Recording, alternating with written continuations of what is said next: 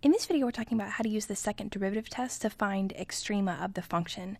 And in this particular problem, we've been given the function f of xy is equal to 2x squared plus 3y squared minus 12x minus 6y plus 9.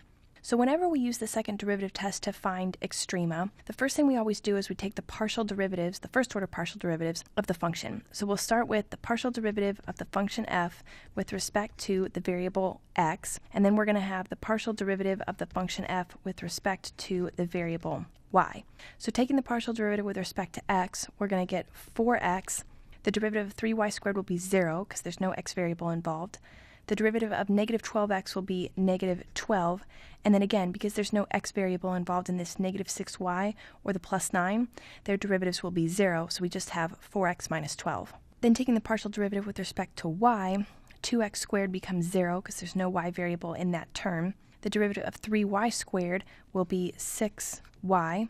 The derivative of negative 12x will be 0, the derivative of negative 6y will be negative 6, and the derivative of the constant 9 will be 0. So when we get to this point, what we want to do is set both of these equations equal to 0 and solve for our variables. In this case, we only have the variable x involved in this equation. We only have the variable y in this equation, so we can solve them separately to find values of x and y. Sometimes you're going to have both the x and y variable in both equations, and then in that case, you have to solve these as a system of linear equations and use substitution or elimination to solve simultaneously for the variables. But in this case, we'll just add 12 to both sides to get 4x equal to 12, and then divide both sides by 4 to get x equal to 3. In this case, we'll add 6 to both sides to get 6y equals 6, and then we'll divide both sides by 6 to get y equals 1. So what this generated then is one critical point, and it's the critical point 3, 1, because the value of x is 3, the value of y is 1, so it's this coordinate point here, 3, 1. What we want to do then is use the second derivative test to say whether or not this critical point represents a local maximum or a local minimum. Because it's the only critical point, this is the only point at which the function changes direction, and we'll be able to call this the global minimum or the global maximum. But if we had multiple critical points, we would have to test each one, and then we would plug them back into the original function to see which critical point represented the higher value and the lower value, and we might be able to call one of them a global minimum or a global maximum. But in this case, we're just going to test this single critical point 3, 1. So we're going to need to plug this into this formula here for d. D is the value that we want to find. So d is equal to the second order partial derivative of f with respect to x multiplied by the second order partial derivative of f with respect to y minus the mixed second order partial derivative squared. So we're going to need to find our second order partial derivatives. We'll start by finding the second order partial derivative with respect to x, which will be partial squared f partial x squared. Taking the derivative of 4x minus 12 with respect to x again, we get 4. Taking the second order partial derivative with respect to y gives us partial squared f partial y squared. So we take the derivative of 6y minus 6 with respect to y again, and we just get 6. And then to find the mixed second order partial derivative, that'll be partial squared f over.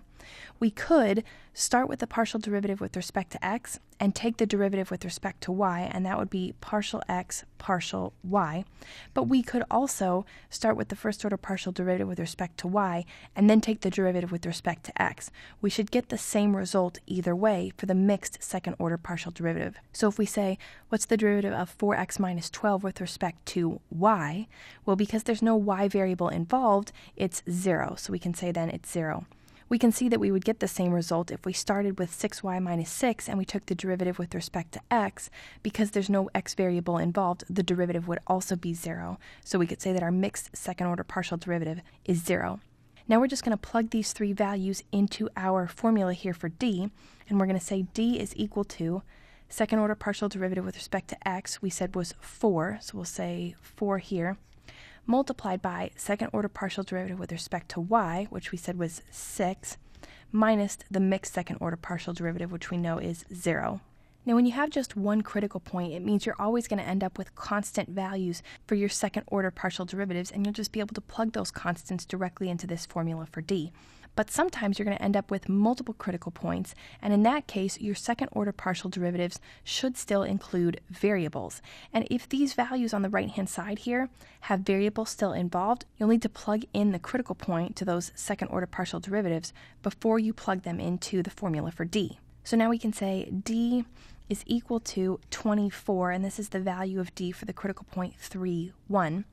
Now when we have a value here for d, what we can say is that if d is less than 0, then we call the critical point a saddle point, which means it's neither a minimum nor a maximum. If d is equal to 0, then the second derivative test is inconclusive, and we can't use it to classify the critical point as a minimum or maximum.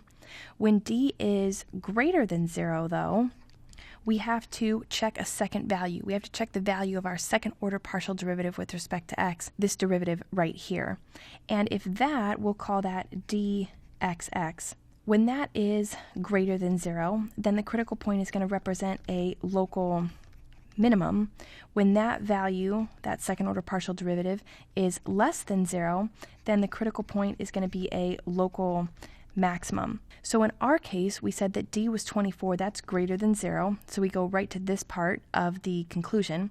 And then if we look at our second order partial derivative with respect to x, that's 4, that's also greater than 0. So we see then that we've met this third condition right here, that both were greater than 0, and therefore that the point 3, 1, the critical point 3, 1, represents a local minimum. But because this is the only critical point that we found, we can also say that this is a global minimum because it's the only point at which the function changes direction. And that's how you use the second derivative test to find global extrema of a function.